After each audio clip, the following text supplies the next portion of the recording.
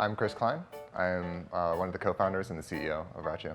Rachio is the manufacturer of a Wi-Fi connected smart irrigation controller, and we've been producing 3 generations of that over the past 5 years, and then making the product available through a homeowner's smartphone.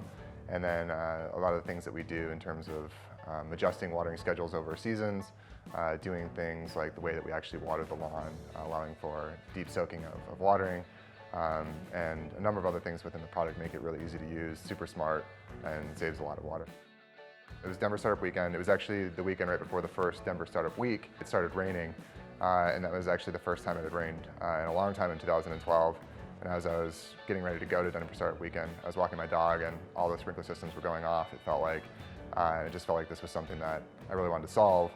And then so at Denver Startup Weekend, I pitched the idea of solving for the problem, not necessarily the solution. And then by the time we got through the end of the weekend, this solution popped out. Going into Denver Startup Weekend is its own experience. That specific one, I had actually just come off of another idea with my same co-founder that we kind of fast failed and realized there wasn't a market opportunity for. And I'd been doing that for a period of years, and I was pretty tired actually. And so when I went to Denver Startup Weekend, I was just going to go and be just a software engineer for one of the teams and help build something that someone else came up with. But then the rain happened, and that story kind of took shape and ended up forming a team based on that. Wasn't really expecting to do that.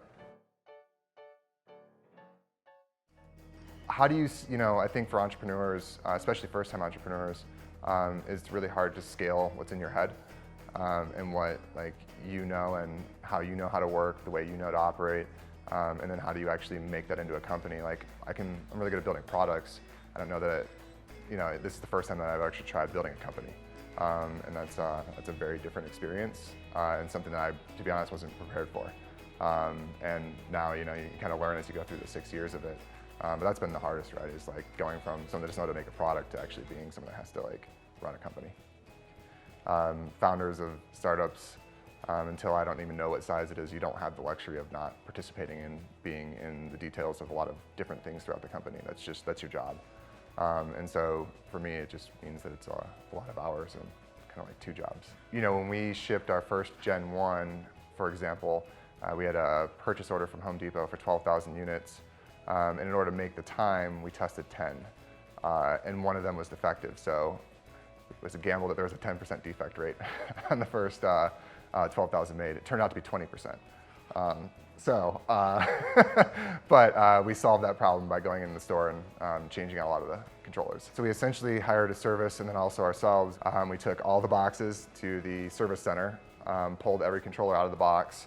It was bad for a while, but once we knew what the solution was, that was easy. It was figuring out what the solution was, because I didn't know at that point. I just knew that 20% of these units were bad, and it felt like company ending. But then once you realize that there are ways to solve that problem, it just became more of, then it's just time and effort. I think it just gives you confidence that every problem has a solution. You just got to have the will and obviously, I don't know, the problem-solving ability to attack it, but every problem has a solution. Just depends on how bad you want to solve it.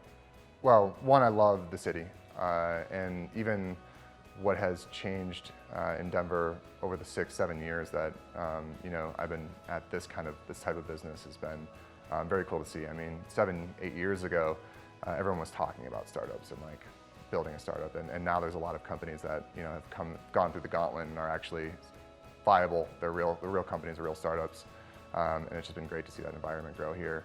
And then obviously there's a lot of talent coming in from other areas of the country. And then you have you have the mountains to the west too, so that's obviously fantastic. Make sure that whatever you're going after, you have a strong passion for that particular problem you're trying to solve. Because it's most likely, not guaranteed, but it's most likely going to be the hardest thing you've ever done. And it's going to take years and years and years. So just be prepared for that journey.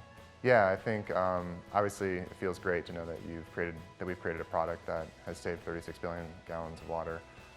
There's a lot more water to be saved, and truth be told, that's a drop in the bucket when it comes to the overall water problem. But it's been great to contribute to even the 36 billion gallons. Absolutely.